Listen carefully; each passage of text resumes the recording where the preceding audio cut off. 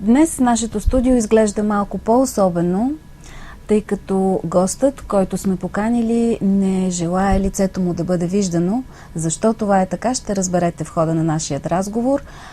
Името му обаче няма да скрием и аз се радвам да ви представя моя гост Пол Попов, син на Харалан Попов, известен и в България, а и по целия свят с автобиографичната си книга «Изтезаван заради вярата си». Hello. 22 years have passed since the fall of communism. Many young people here don't know, they cannot even imagine what was back then. So, but for you, communism marked your life forever. Would you tell us about that time? Would you tell us first who was your father and what happened to him? I'm glad to say that I'm a Bulgarian. I was, however, fairly young in Bulgaria, and unfortunately my Swedish mother, who was a missionary to Bulgaria, insisted that I learn Swedish, and that is why I apologize for my Bulgarian language is not very good. My father is Haralan Popov. He is from the Suhindol area in Bulgaria. He went to be a pastor in Rusa and on to go to Bible school in Gdansk, Danzig, as it was in that time, in the Russian Bible school, and then later in England at the Hampstead Bible College, where he was learning the English language as well as doing his Bible school work. When was that? This was in the 1936, 1937, and that's when he met my Swedish mother, Ruth Popov, and they married, and the question was, the rumors about war was in the air, and should they return to Bulgaria or should they wait till the war was over? My father said, no, I have been away in Bible school for 5 years and I want to go back to Bulgaria to continue the pastoral ministry, which at that time was in Burgas, where he built the Pentecostal church. Mm-hmm. The revival was, in my opinion, the main reason why the communists had their eyes on him. The church was very small at that time, only 100 members when he arrived in 1939, and 5-6 years later it was over 1,000 members, and the baptism was taking place in the Black Sea on a regular basis, and many young people became Christians and became baptized. This of course was not something that the communist leadership liked at all.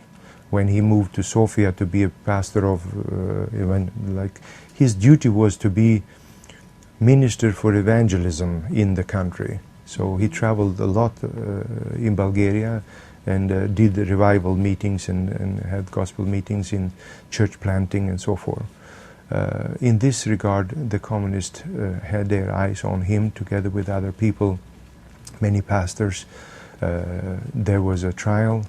Mm-hmm. And it's very important to understand that they were not just trying to kill them like so many other Orthodox brothers and sisters who were killed instantly, but with the evangelical church they had a special plan, and that was to destroy the church by embarrassing the church. Mm-hmm. They took my father and put him in prison. 8 months he was tortured in such a way that he will confess that he was a spy and not a Christian. And after 8 months, they actually were successful in bringing his brain to a degree of that it was like a tape recorder. You tell him, if you say this, we will give you a little bit of bread to eat. And he was willing to say that after. But his brain was totally empty, and it was easy for them to tell him exactly what to say. So at the trial in 1948, here in Sofia, at the main courthouse, he stood up together with the other pastors and confessed that he was a spy for America and England. Yes, we know this was the first and the heaviest of all trials, and many of those pastors received death sentences. Life sentence for Zyapkov and others. Father received 15 years in communist prison, and it was not just a prison. Belene for Bulgarians are well known. You can compare it to any Siberian camps where people... my father told me once that the Belene island is a fairly large island, but when the water froze and the water level went up, all the 12,000 prisoners had to meet in the highest point on the island, and the ice was not strong enough to walk on, so they had to stand side by side like sardines. And many of them in January, with the temperature below 20, died standing up. I remember when I was reading the book, some of the things sound impossible for a human mind to grasp. But yet he survived. Yes. 13 years of his life were taken away, but he didn't become bitter. Yeah. What do you think helped him? It is the faith. He was an extraordinary person when it comes to faith. We usually say we are soldiers in the Lord's army, but he was a general. And in this regard, God gave him something that I am very envious. I wish that we could all increase our faith in the same way. I think that's why the book Tortured for His Faith is so important and real, because it is not easy to be a person of faith. It is actually almost like some of us have a gift from God to have the faith and to work with it and strengthen it, and through temptations and difficulties our faith is growing. In 1961 your father was released. Do you remember how did that happen? We lived in Sweden at that time with my sister Rhoda and my mom Ruth. And he wanted to join us in Sweden, of course. We were writing letters to Khrushchev, we write letters to United Nations, we write letters to the Red Cross, to the Swedish government. I personally pleaded with the Swedish government, went up to the minister and cried, asking him to intervene on family reunification issues, and nothing helped. The members of the congregation, Baba Mara, especially Baba Maria, who lived in the same attic as my father, she said, don't worry, God has told me you are leaving for Sweden. And he came back over and over again and said, if the secret police told him that if you and your family write one more letter to Khrushchev or to any of the government institution pleading on your behalf, we will put you back in Belene. He didn't know what to do. He referred this to us and said, be careful, I don't know what to advise, what to do. But Baba Maria said, oh, she just laughed. They don't know what God has told me. In November, a year later, she was right. They called him up, apologized, Tavarish Popov, we are very, very sorry what we have done to you. Here is a passport. You can join your family in Sweden. New Year's Eve, at the exact moment, 12 o'clock midnight, the church bells in Sweden ringing in the new year. Beautiful church bells. Just like in Bulgaria, Dad came down. He was only 2 passengers on the plane on New Year's Eve. He was one of them. Funny overcoat, old hat, looked like a man from the 100 years ago. But he was my dad. And we had a first chance in 15 years to hug each other. It was a moment that I will never forget, of course.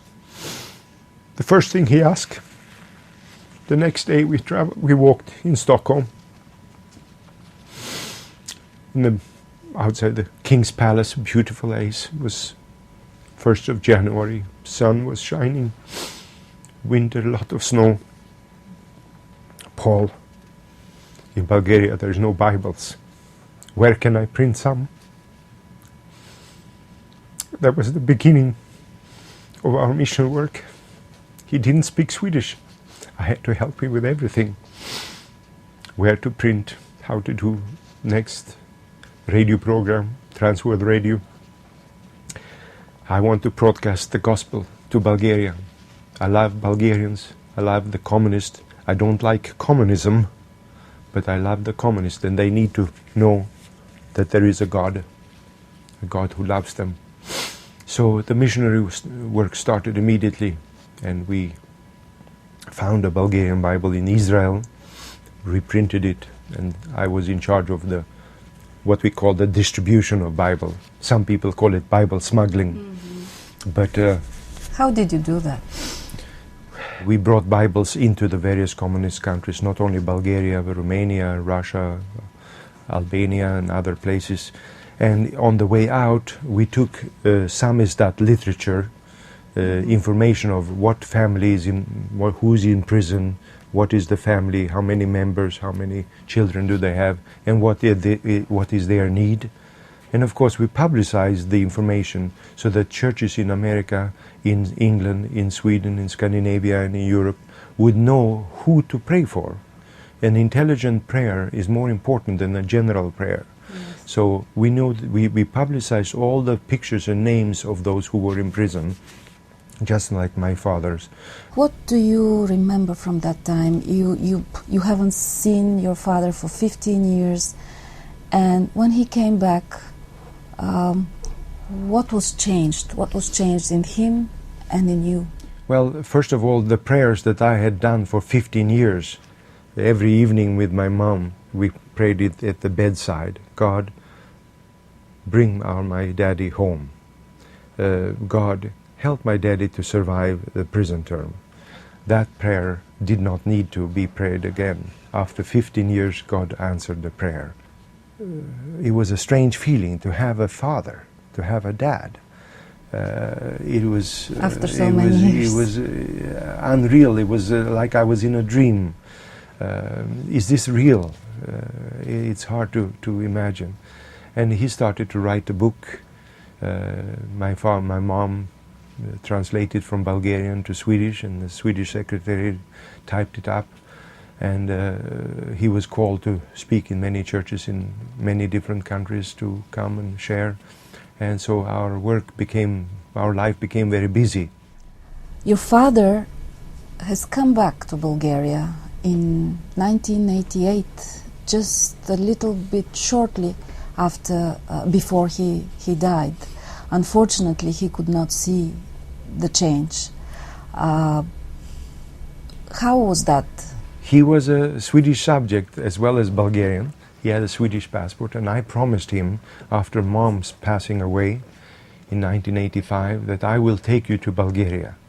I was a very bold promise because he was on the blacklist. He was a bad man in the communist files. But so was I. I had been banned because I had done something that they didn't like, and they found out who I really was, and they put me on the blacklist at the border. Swedish subjects do not need a visa for Bulgaria at that time, and we took a charter flight to Burgas. Well, as soon as they saw our 2 Swedish passports, they said, please stand beside, and all the 100 other passengers were passing through, and I realized, there's something going on here. So the gentleman took our passport and went to some room and started to shout in the telephone, talking to Sofia or someplace. And 1 hour later, after we're sitting there praying, hoping that Father would be allowed to go to his native country that he has cried for and wanted to visit again that so was much. His dream, he was over 80 years of age, and he was physically fairly weak, but he wanted definitely to come to Bulgaria. The chief of the customs police there came back and said, Paul, you cannot enter in Bulgaria. Oh, I said, that is sad. But Harlan, we allow you to come. And he went to the Burgas church where he had built and enjoyed. He was sitting down in the seat, and people started to look at him. Isn't that who they thought it was? It wasn't. And Pastor Victor Virchev allowed him to say a few words where he was sitting and standing up. Father had a whole week in Bulgaria, visiting Shumen and Veliko Trnovo and Krasnogradište, where he is born, and Suindol and other places, and came back with a very special gift for me. I met him in the Stockholm airport, and we flew back to Los Angeles. He had received by somebody a handkerchief, a very old handkerchief. And he said, "Look what I got." I said, "What? Dirty handkerchief? Why do you give that to me?" "Well, look at it." And there was a text. "Don't worry about us. God is taking care of us." And so forth. And that was with the laundry, in the pocket of the laundry, to my mother in Sofia. We used to live in the Rakovsky Street here in Sofia. And when the laundry was coming to us, because in the trial they wanted them to have nice tie, a nice shirt, a nice suit, so they looked like they have never been tortured. They looked like they were well-treated prisoners. And in the pocket my mom found this handkerchief with a message on. And now somebody in Bulgaria had kept that since 1948 till 1988. So many years, and we have it, and I have it on the wall, framed up in my office. What do you think about what you see now in Bulgaria? I feel that Bulgaria has become a little bit too much interested in economy and materialism. I'm worried about the young people not realizing the spiritual dimensions of a man's life, and that people are thinking of how can I have more gadgets, and how can I have more items, how can I be like the West. Mm-hmm. And I would like the Bulgarian young people to know that to care for one another, to be a best friend of your neighbor, and not have selfish motives, but being generous and be willing to give of yourself, of your time, of your finances, to help other people in need, is a very great blessing. And I think Jesus taught us to do that, and he was a very wise man. He was the Son of God. Уважаеми зрители, това беше Пол Попов. И оставаме с неговото послание да правим добро, да даваме от себе си, защото това е благословението, което нашия Господ Исус Христос ни е завещал.